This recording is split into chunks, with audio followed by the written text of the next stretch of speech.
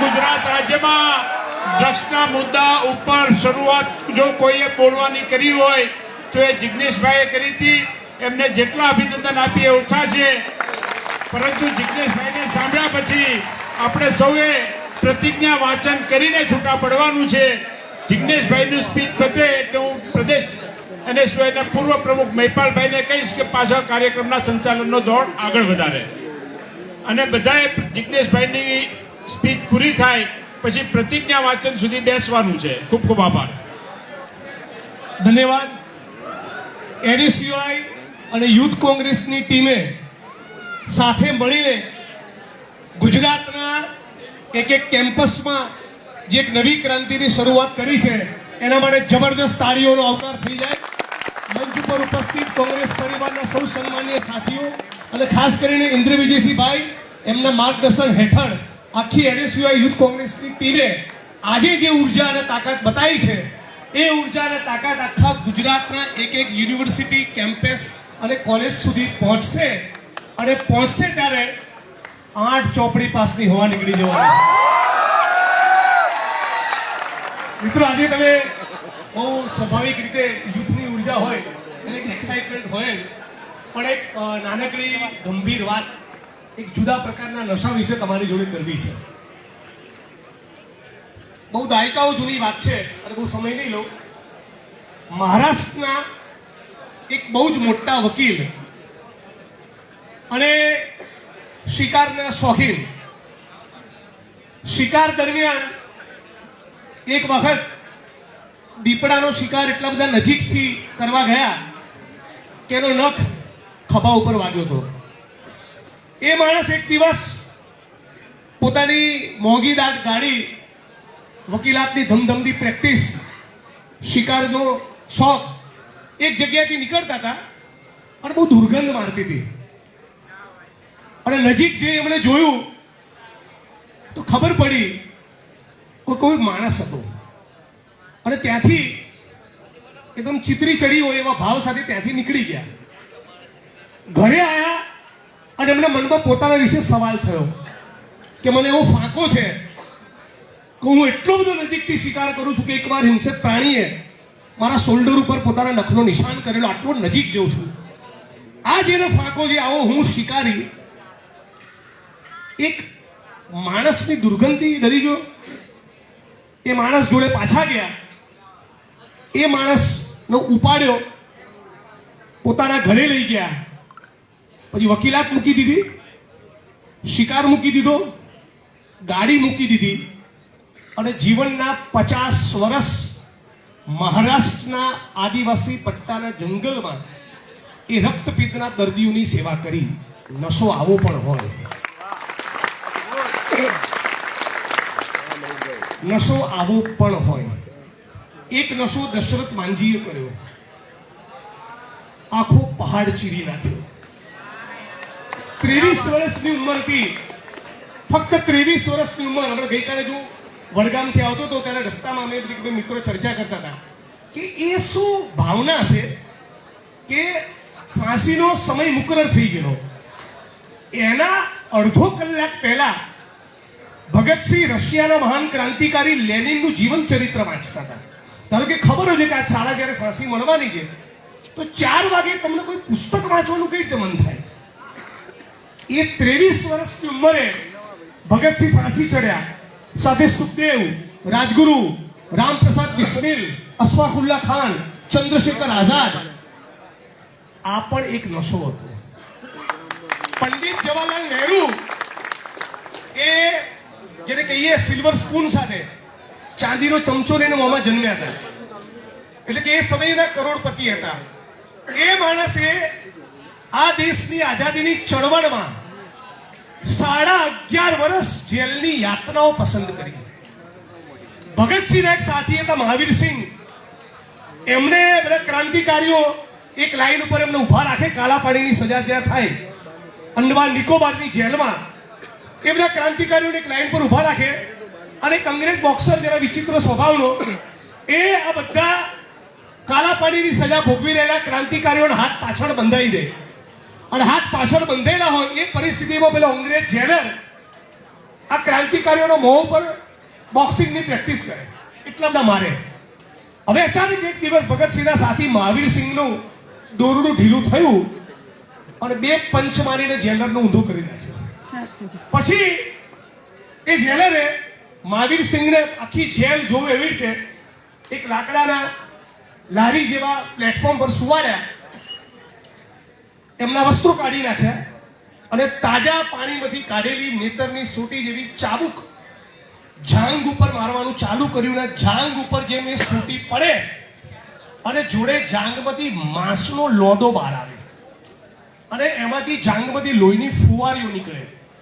આ મારવાનું બંધ થયું ત્યારે મહાવીરસિંહની જીભ ઉપર એક જ શબ્દ હતો, ઇન્કલાબ જિંદાબાદ. આ મહાવીરસિંહનો દેશ, ચંદ્રશેખર આઝાદનો દેશ, ડોક્ટર બાબા સાહેબ આંબેડકર, જ્યોતિબા ફૂલે, ભગતસિંહનો દેશ કેવા તુચ્છ વિમલના નશાઓ કરતો થઈ ગયો. વિમલનો નશો, પાન તમાકુ બીડીનો નશો હોય, નશો ઇન્કલાબ કરવાનો હોય. અને તમને બધા જવાન માણસોને જવાનીમાં શેની હતાશા થાય છે? પ્રેમ કરો યાર.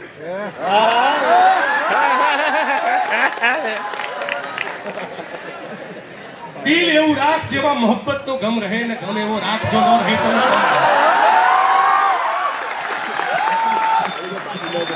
વિન્સેન્ટ વેન ગોગ ના પાબ્લો પિકાસો નામના મહાન ચિત્રકારોના પેઇન્ટિંગ જુઓ યાર, ચાર્લી ચેપ્લિનની ફિલ્મો જુઓ,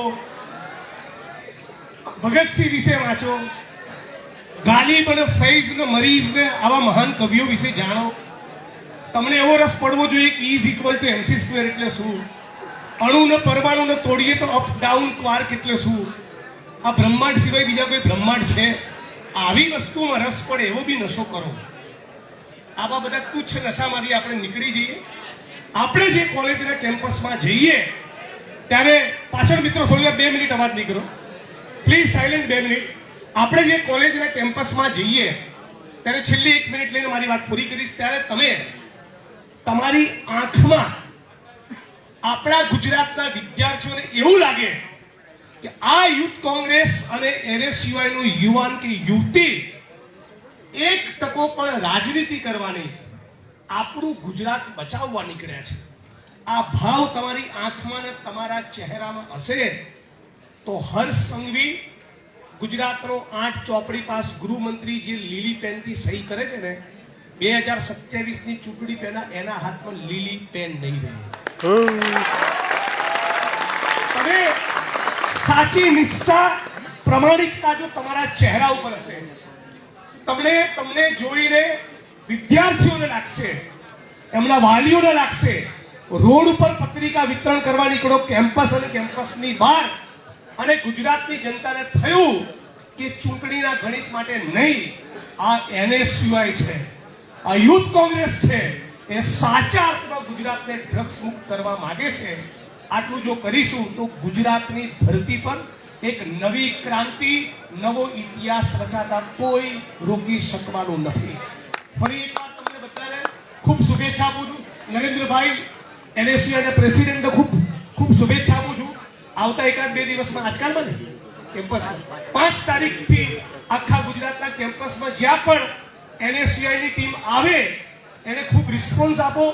તમે સાથે જોડાઓ, એડવાન્સમાં લોકોને જાણ કરો તો પત્રિકા વિતરણ માટે, વાત કરવા માટે, ડ્રગ્સ મુક્ત ગુજરાતના અભિયાનને લોન્ચ કરવા માટે આ જે ટીમ આવી રહી છે એ ટીમમાં બધા જ સાથે મળીને સાથ સહકાર આપીએ, એવી ઝુંબેશ કરીએ કે આખા ભારતનું યુથ કોંગ્રેસ NSUI આખા ગુજરાતના NSUI નું યુથ કોંગ્રેસમાંથી શીખે અને ગુજરાત NSUI ની ટીમમાંથી મહારાષ્ટ્ર, રાજસ્થાન, આખા દેશના પણ મિત્રો શીખતા થાય અને આખા દેશની અંદર એક નશામુક્ત ગુજરાતની જેમ નશામુક્ત ભારત, ડ્રગ્સ મુક્ત ભારતનો સંકલ્પ એક નવી પેઢીના લોકો લે, એવી વાત અને વિચાર સાથે મારી વાણીને વિરામ આપું છું. આપ સૌનો ખૂબ ખૂબ આભાર.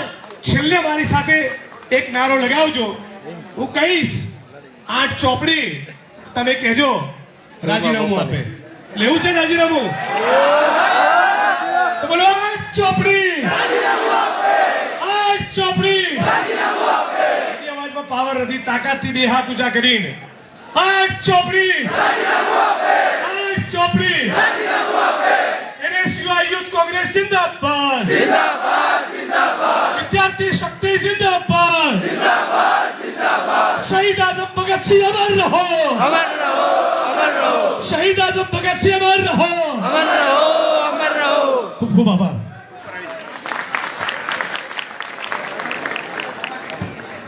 હાલો બધા મિત્રોને વિનંતી છે કે હવે આપણે એક પ્રતિજ્ઞા લેવાના છીએ બધા પોતપોતાની જગ્યાએ ઊભા થઈ જશે પોતપોતાની જગ્યાએ બધા જ ઊભા થઈ જશે વિદ્યાર્થી મિત્રો હવે આપણી વચ્ચે અને પ્રતિજ્ઞા બાદ આપણે જે જવાબદારી છે આપણી ફરજ છે રાષ્ટ્રગાન જનગણ મન ગાઈ અને આપણે આ કાર્યક્રમને સમાપન જાહેર કરશું હું વિદ્યાર્થીની આપણી વચ્ચે છે બહેનશ્રી એમને વિનંતી કરું છું આ ભાગડાઓ અને તમામ વિદ્યાર્થીઓને વિદ્યાર્થીનીઓને શપથ લેવડાવો કે આગામી સમયમાં ડ્રગ્સથી અને નશાથી મુક્ત રહેશે તેમજ એની સ્વળી લડાઈને સમર્થન જાહેર કરશે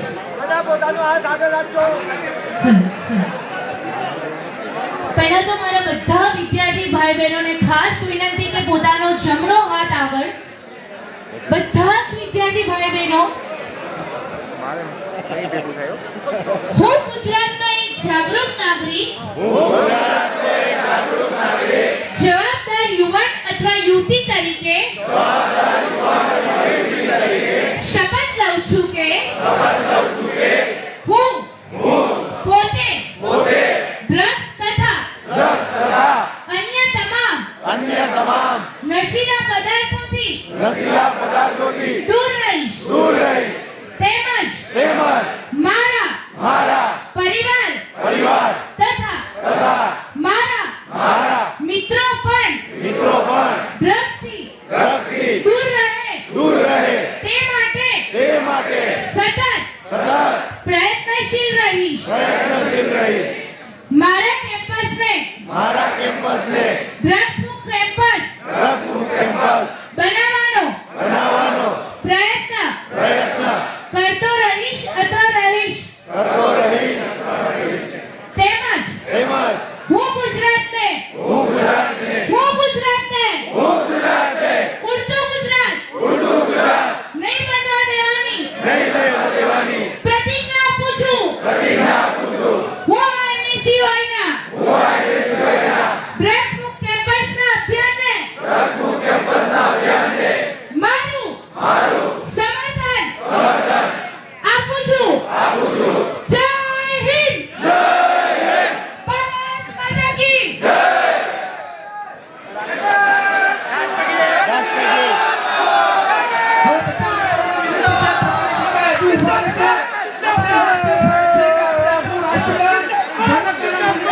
છૂટા પડવાનું છે પોતાની જગ્યાએ